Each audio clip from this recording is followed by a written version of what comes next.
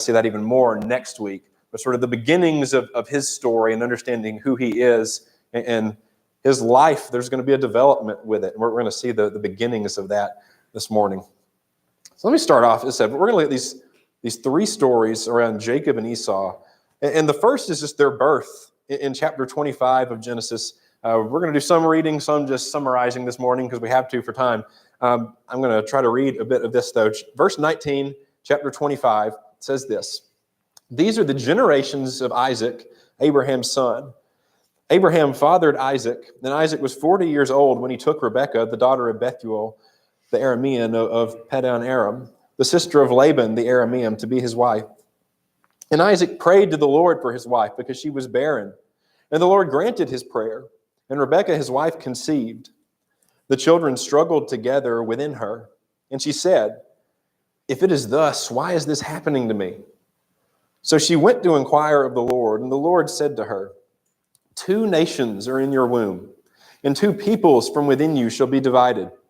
The one shall be stronger than the other, and the older shall serve the younger." When her days to give birth were completed, behold, there were twins in her womb. The first came out red, all of his body like a hairy cloak, so they called his name Esau.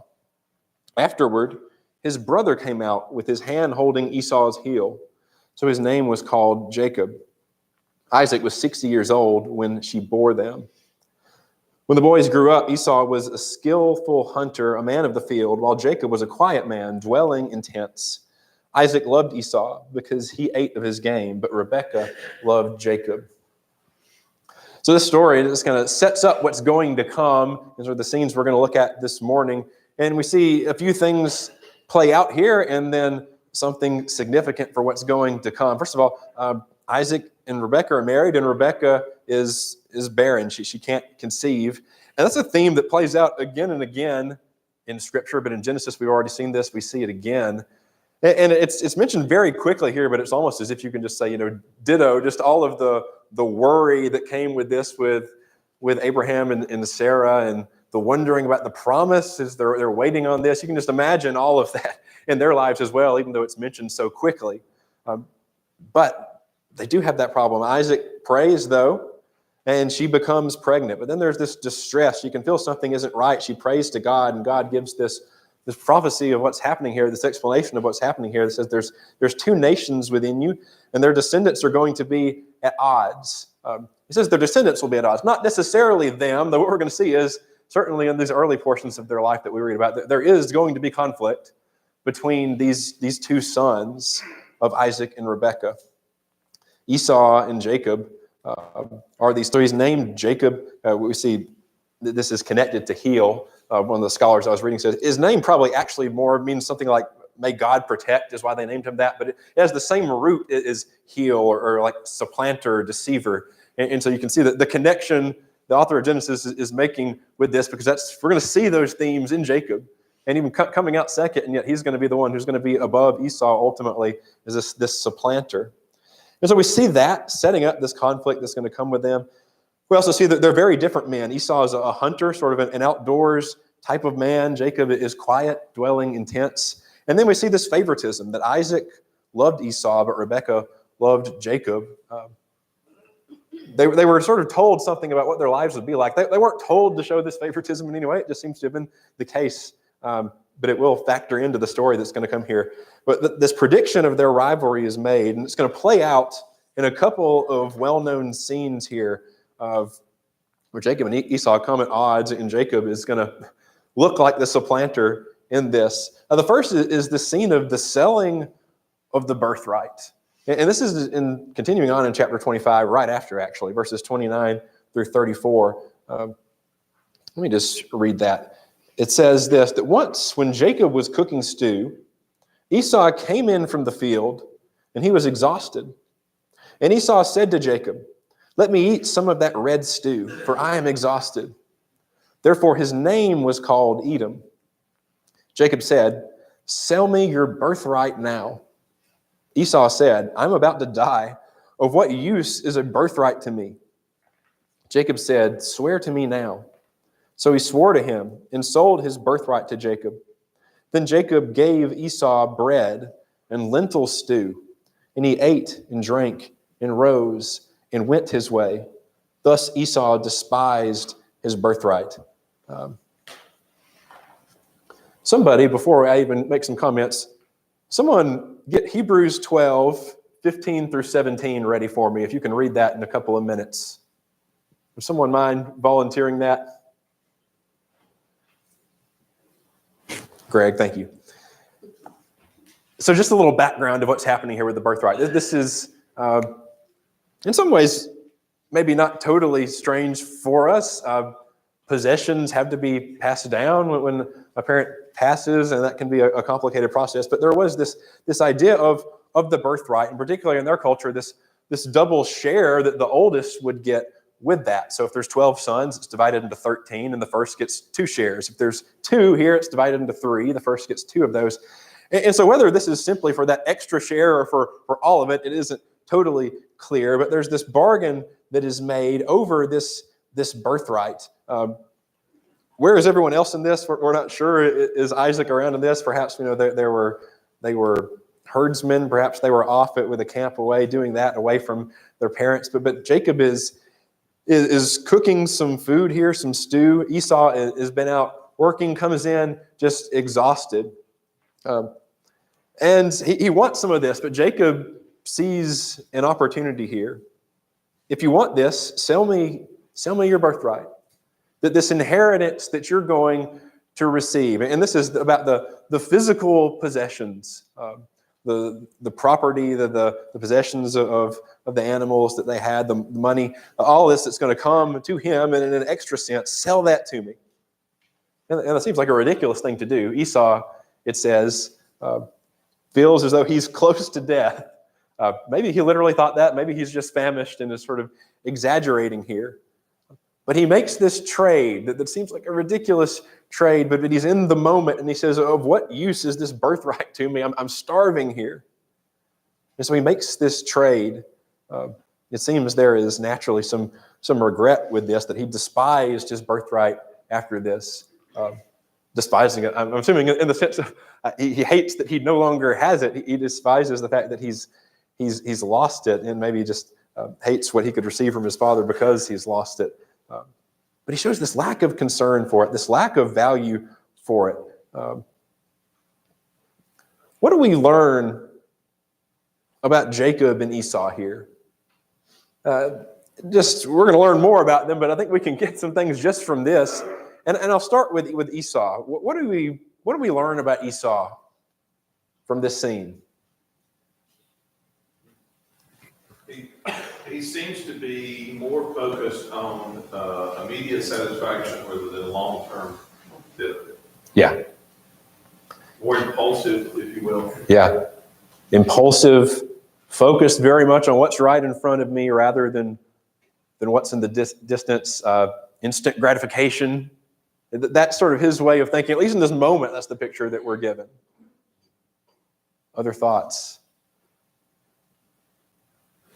He seems like a guy who's maybe addicted to sport, Okay. I'm sure he doesn't hunt out of necessity, right? Isaac is wealthy. He's inherited everything Abraham had. Yeah. He's probably an exaggerator. I mean, I'm about to die, right? There's no food anywhere in Isaac's estate that he could eat, He just comes across as someone who's, like I said, addicted to sport and kind of exaggerator. Yeah.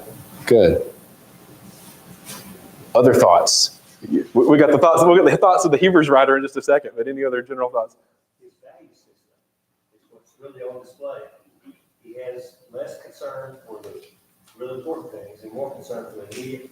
But that's a value system. It's a dangerous one. Yeah. His value system, Greg says, it's off. He chose the lesser here and gave up the greater. And that's really part of what the Hebrews writer is going to recognize. Greg, go ahead and read that for us. Yeah, and if anyone wants to follow it, Hebrews 12, verses 15 through 17 speaks to this. So see to it that no one misses the grace of God, and that no bitter root grows up and cause trouble and defile many. See that no one is sexually immoral or is godless like Esau, who for a single meal sold his inheritance rights as the oldest son. Afterward, as you know, when he wanted to inherit his blessing, he was rejected. He could bring about no change of mind, though he sought the blessing. What do you hear in that text? Obviously, he's saying, don't follow the way of Esau. He sold his birthright for a little stew, but he's called godless. I think my version says unholy.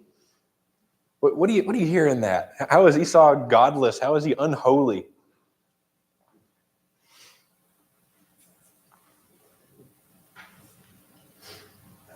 I think the birthright was a divine thing. It was something God had set up for families. And he is ignoring that as if it's not meaningful. Yeah. And to do that, it was godlessness. I think when people take, like, I have a name, my parents' name, I carry it. And so what do I do with that name? Do I honor it or do I disrespect it? And he didn't have to care for his own namesake as the oldest. I think it really is godlessness. Yeah. There's a connection between this lesser relationship and the greater relationship. And perhaps there's something you talk about as a value system being off. It speaks to that and an ability to relate to God rightly, as he couldn't relate to his own earthly father and the inheritance that comes with that. Yeah, right. Being firstborn means extra inheritance, but also meant extra responsibilities associated with that. You're expected to carry on the name and traditions of your fathers. Yeah, there is a responsibility in it. And there's something in here when we see Esau and how he did respond here that maybe says why he isn't the one through whom the promise would continue. And yet at the same point, we're looking at Jacob here and saying, you're not looking too nice here either.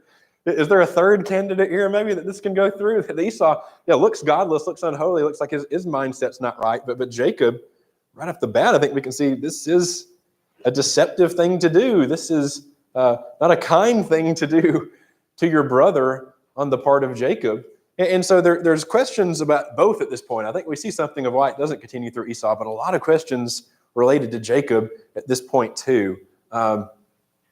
I could open that up, but let's hold off just for time's sake. We're going to get even more of a picture of what Jacob is willing to do in this next story. And I'm really going to have to summarize this next story more because this is a long chapter that comes actually one chapter over in chapter 27. We get this story about that revolves more around Isaac in chapter 26. Within chapter 27, so the selling of the birthright in chapter 25. But then chapter 27 is where things are going to get ramped up even more. And this is the story of the stealing of the blessing. And here's the situation in the context, and one that's even more foreign than the idea of the birthright. Isaac, in this scene, actually does live a good bit longer, but thinks that his life is perhaps coming close to its end. He wants to make sure things are taken care of. And so there's this giving of the verbal blessing. And he's wanting to do that. And they're going to have this special meal as he does this. And the plan is to give that to Esau. So he tells him, can you go out, find some food, prepare a meal for me, and that we can celebrate this, and I can make this pronouncement over you. It's a very strange thing to us, the blessing, the patriarchal blessing as it's sometimes called. It's different from the birthright. It's not about here's how we're going to divide up my possessions and money in a double portion. It is this spoken blessing for your life and what is to come from the Father to the Son. It was taken with great respect and meaning. And it's a difficult thing to understand. It's not necessarily that it was a prophetic message from God per se, but there was an expectation that it did affect the destiny of the Son. And the idea was that the power of the blessing was in it being spoken. Now, this is so foreign to us, but this was their understanding of how this worked. So this word, and the power is in it speaking, will affect the destiny of the Son. And so this blessing, this greater blessing that is to be given, is of such significance. Well, let me also say this. Just as this blessing that he's going to speak isn't the same thing as the birthright, I would say it's not exactly the same thing as the promise of Abraham either. And yet it's sort of hard to imagine Isaac speaking this blessing over a son who wouldn't receive that. Only he's going to repeat the blessing of Abraham over Jacob ultimately a little bit later. And ultimately only God can really promise that. But it's hard to imagine one without the other when we read about what this blessing sounded like. So as I said, a very foreign, this kind of way of doing things, but you can see the significance of it and why there would be a fighting over this. Is he's going to speak this blessing for the future over one of the sons. And just to summarize the story, we don't have time to read it. I know it's a familiar one. Isaac is prepared to bless Esau. Maybe in his mind, that means Esau is the one through whom this promise will continue. But Rebekah schemes for Jacob to be able to get the blessing. She says, listen, he's gone to prepare a meal. I'll prepare a meal for him. You dress up as though you're Esau. We'll cover you to look like you're hairy. And you will bring this meal to him, and then you will receive the blessing. And even though it's not Esau, even though he thinks he's giving it to Esau, in their understanding of the way this works, the power is in its being spoken. You will receive the blessing for this future and what that will be. And so he does this. He has to deceive him a bit. He's asking questions. He's not sure at first, but he says, your voice isn't right, but you feel like him, you smell like him. And he ultimately, he makes this blessing. This is verses 26 through 29. It says, then his father Isaac said to him, come near and kiss me, my son. So he came near and kissed him, and Isaac smelled the smell of his garments and blessed him and said, see, the smell of my son is the smell of a field that the Lord has blessed. May God give you the dew of heaven and of the fatness of the earth, and plenty of grain and wine. Let peoples serve you, and nations bow down to you. Be Lord over your brothers, and may your mother's sons bow down to you. Cursed be everyone who curses you, and blessed be everyone who blesses you. So he speaks this blessing to him. After this, Esau comes in, and so Isaac and Esau realize they've been duped here in this situation. Esau cries out, is there not a blessing for me? He's given one, a lesser blessing. It doesn't sound much of a blessing at all in verses 39 and 40. And then Esau despised his birthright before. Now he despises Jacob for what he has done. He says, you've stolen first my birthright. Now you've stolen this blessing. And so Jacob's going to be sent away for his own protection here. But when we read this scene, and it's one that raises questions, it's one of significance in the story of God and his people as it's playing out here. As I said, the blessing maybe that he gives isn't technically the same as Abraham's blessing, but you can maybe hear some overlap, and it's hard to imagine one without the other. And it's hard to imagine he wouldn't have planned to speak the other one over Esau if he could. God has to confirm that. But how this plays out, and it's going to go through Jacob, that's how it was meant to go, but the way it plays out is just so strange. It raises questions, I think, just about God and his plan, and why did it play out this way? Was this how God wanted it to play out? Was this part of his plan? It seems it could have been a lot cleaner. Why not work through someone who seems more righteous than Jacob? Why not just tell Isaac very directly to give these things to Jacob if he is the one through whom they should come? Is God complicit in some of what looks like sinful action here? What questions does this raise? I know I asked several things, but it's sort of a web of questions that are connected. What does this make you think about God? What questions do you have, or how do you wrestle with that here in this scene and understand that? Thoughts? Yeah, Ryan. If you're an archer and you know the arrow you're working with shoots to the left, you aim accordingly. Okay. So these children of Isaac are the arrows he has to work with. Is that the idea? And so he's got to figure out how to work with them. Is that basically the idea? Part of it, but all the arrows there's Isaac, Rebekah, Esau, and Jacob. They're all ones he's working with in the immediate. Yeah. So these are the ones he has to work with, like it or not, right? It's a fair point. And so how are you, God could manipulate anything he wants to, and it could have been made a different child of Isaac to come about. But these are the ones who did come about.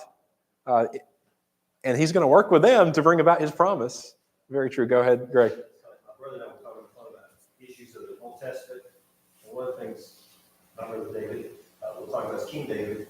Why didn't God just stop him when he looked over to see Bathsheba? Why didn't he just speak to his ear right then? Yeah. And we can do the why-didn't about God all the time.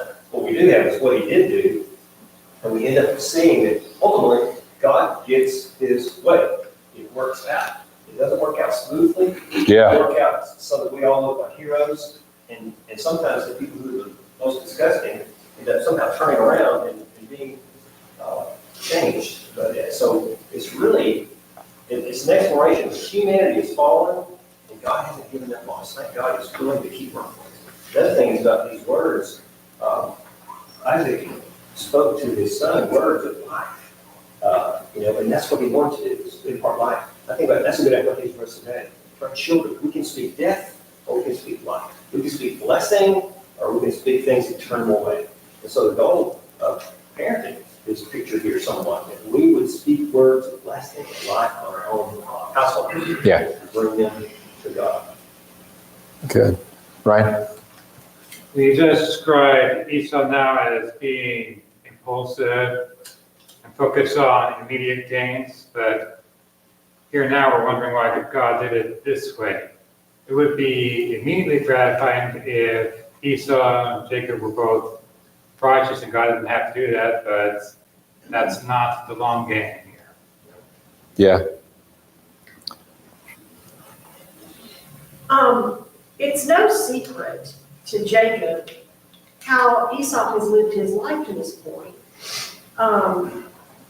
Isaac and Rebekah were greatly distressed that Esau chose to marry Canaanite women.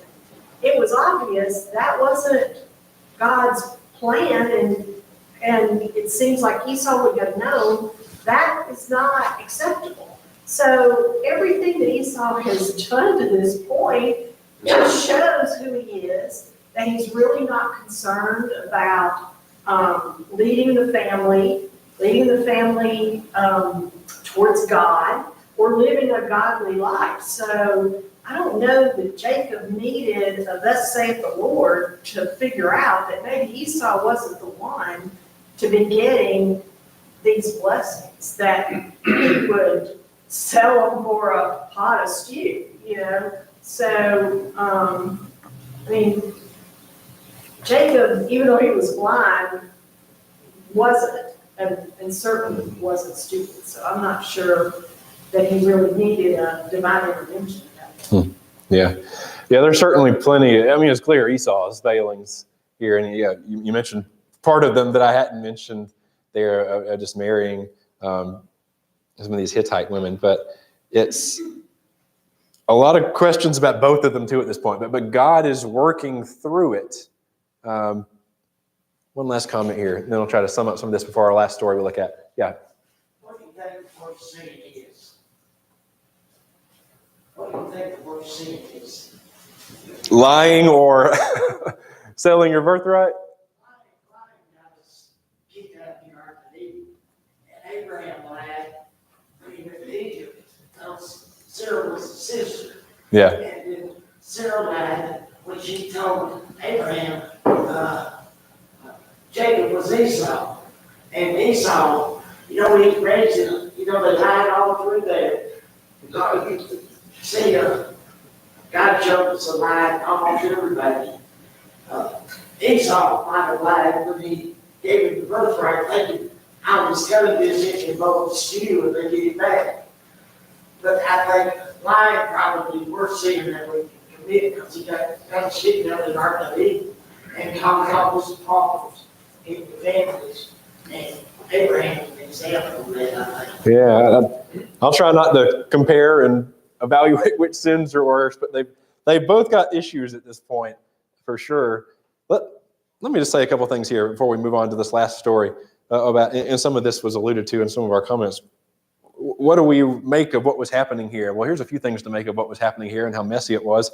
God is showing his sovereignty to bring about his purposes through a messy situation. And the situation is always going to be messy because God has chosen to covenant himself with sinful people. And so unless he just takes away everyone's free will and just makes the people who aren't sinful, it's always going to be messy to work with us. And so he's showing his sovereignty to bring about his purposes through that. He's also showing his grace that he will work through Jacob, who himself is quite sinful. And we see certainly reasons why Esau wouldn't be the one to work through, but Jacob has his issues too, but God's going to show his grace. Here's what we'll also see too. Jacob needs to grow. And the set of events that are going to play out, God is going to use to help Jacob grow. And we're going to see that even more next week. But we see the beginnings of that process this week in these stories. But even in this last story that I want to look at, I think we see how God is starting to work in Jacob's life, but how he needs to continue to work in his life. This final story I want to look at is from chapter 28. As I said, Jacob is sent away. This is summarized in the first few verses here. Because of the danger to his life, Esau hates him. He's told as he's sent away, he's charged not to marry a Canaanite the way that Esau had. And then the promise is spoken by Isaac to Jacob, the promise of Abraham. Verses 3 and 4, God Almighty bless you and make you fruitful and multiply you, that you may become a company of peoples. May he give the blessing of Abraham to you and to your offspring with you, that you may take possession of the land of your sojournings that God gave to Abraham. So Isaac speaks that promise to him. Ultimately, though, it's up to God to truly extend that, to truly pass that on. And that's what we're going to see here. Jacob begins to make this trip. He's sent off, and it's a trip of 500 plus miles that would have taken into the months to make this trip, to go off to some of his family to the east. But on the way, he gets about 60 miles from Beersheba where he stopped, and he's in Bethel. And that's where the scene of significance plays out here. This is chapter 28, starting in verse 10, Jacob's dream. It says, Jacob left Beersheba and went toward Haran. And he came to a certain place and stayed there that night because the sun had set. Taking one of the stones of the place, he put it under his head and lay down in that place to sleep. And he dreamed, and behold, there was a ladder set up on the earth, and the top of it reached to heaven. And behold, the angels of God were ascending and descending on it. And behold, the Lord stood above it, or perhaps beside it, or beside him, and said, I am the Lord, the God of Abraham, your father, and the God of Isaac. The land on which you lie I will give to you and to your offspring. Your offspring shall be like the dust of the earth, and you shall be spread abroad to the west and to the east, and to the north and to the south. And in you and your offspring shall all the families of the earth be blessed. Behold, I am with you, and will keep you wherever you go, and will bring you back to this land. For I will not leave you until I have done what I have promised you. Then Jacob awoke from his sleep and said, Surely the Lord is in this place, and I did not know it. And he was afraid and said, How awesome is this place? There is none other than the house. This is none other than the house of God, and this is the gate of heaven. So early in the morning, Jacob took the stone that he had put under his head and set it up for a pillar and poured oil on top of it. He called the name of that place Bethel, but the name of the city was Luz at the time. Then Jacob made a vow, saying, If God will be with me and will keep me in this way that I go, and will give me bread to eat and clothing to wear, so that I come again to my father's house in peace, then the Lord shall be my God. And this stone which I have set up for a pillar shall be God's house. And all of that, and of all that you give me, I will give a full tenth to you.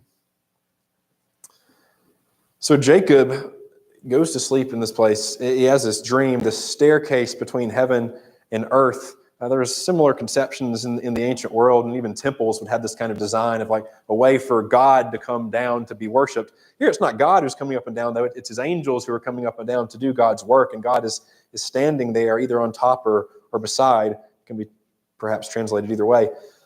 But as he's seeing this, there's this recognition of this is a special place. This is a place of significance. And then God's going to make this promise. He's going to speak that promise of Abraham to Jacob, that I will be with you, I am with you, and I will surely bring you back one day. And Jacob's response is in a couple of ways. Recognizing the significance of this place, he's going to set up this pillar to mark it as a place of worship, and Bethel will be a very significant place of worship in the history of Israel. But then he's going to make this personal vow, and it's an interesting vow. It's good to make a commitment to God in this moment, and yet if you notice, to me at least, and the other commentators note the same thing, perhaps the way Jacob makes this isn't the most righteous. It sounds a little more like a bargain than a commitment. If you do this, if you are with me, and if you bless me, and if you bring me back, then I will serve you. Then you will be my God. Then I will tithe to you and make offerings to you. You could read it this way, and this is how I read it, that this is what we're reading about Jacob at this point is a sign of a weak faith at this point. To this point, we haven't seen a ton from Jacob. Perhaps he's a much more thoughtful man than Esau, who values his inheritance more, but we haven't seen him much directly to say a lot of faith in Yahweh here at this point. It looks like a bargain, even the contrast with Abraham. God tested Abraham and put conditions on him, but then Jacob tests God and puts conditions on him for how this will play out. Jacob, it seems, assumes he is the prize for God rather than God is the prize for him. And so it's interesting. I think to me, at least, it shows that Jacob has a ways to go in his faith, and how some of what's going to play out that we'll look at next week is necessary for his time of growth in his life. Any thoughts for that? I would have opened that up more, but we were kind of running out of time. Thoughts on this scene, this section, and what we learned from it? It's an interesting story among the many interesting stories of God's story with people, with mankind. Where Rebecca's the one that conjures up this bruise. Yeah. And then Jacob, Esau, everybody in the story has faults, Mm-hmm. and they've got weaknesses, and they fail left and right. But one of the takeaways of the story, God's story, is that He continually uses failed, weak, sinful people. There are no superheroes or perfect heroes in God's story. He uses all of us with scars and wounds and imperfections, and I think that's part of the story here. Yeah. Even though they don't see it, God is working His plan through failed and failing people. Yeah. I guess that gives us a little bit of hope. It does. All the readers of these stories, none of the readers of these stories are perfect. Right. Back then, even now, but none of us are perfect. Yeah. We have holes in our roads, and we have scars and faults. It's God's story. He uses failed and He uses people with scars. Yeah. The story is not whitewashed. It is a story of imperfect people. Go ahead, Ryan. Abraham's faith became perfected over time in his previous encounters with God, and here we see Jacob beginning such a journey. Yeah. Got a dream in his heart, begins to go towards God. Absolutely. It's a process of growing in God. I know there might be other comments. We got like a minute or two left. Just some takeaways, I think, for us and how this applies to us. And let me give 4 very quickly. 1, value your birthright.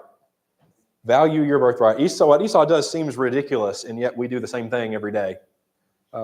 As children of God, we have an incredible birthright and promise that is coming to us, so much more than what Esau had. And every time we trade God's love for human acclaim, when we trade endless joy for a momentary pleasure, when we trade true fulfillment and what God will have for us for a little sense of autonomy that I want to run my life here and now, we are doing exactly what Esau did. We are trading the greater for the lesser. That's how temptation works. Value your birthright. Learn from Esau. Second, God works mysteriously for good, working out through His sovereignty things in our lives. Romans 8 speaks to this. He can use sinful people. He can use difficult things in our lives and even sinful people to work out His purposes in the world and work out His purposes in our lives. Third, God calls us on His terms. We would love to dictate to him, I'll give you this part of my life, but not this part of my life. I'll obey this command, but not this command. Prove yourself to me in this way, that then I'll follow you. God has proven himself already. The call is for us to give him everything, but the good news is he offers everything to us when we do this. And the fourth, the final one, understand this, and we'll see more of this next week. God transforms people through his grace. Jacob, maybe he's better than Esau, but he's done nothing to deserve God's attention to this point. But God reaches out with a promise and comfort to him in this scene. He extends the promise of Abraham. God doesn't wait for us to reach maturity before reaching out. He reaches out first in order to bring about maturity in us. Remember, God calls you where you are. He doesn't want to leave you where you are, though. That's how he works. His grace is a transforming grace, and thank God for that. Let me say a very quick prayer, and then we'll be dismissed. God, our Father, we thank you for these stories that teach us about your promise and teach us how you work through sinful people like us. We pray that we would look to you and value you in the birthright that we have as your children. We pray that we would give ourselves to you without condition,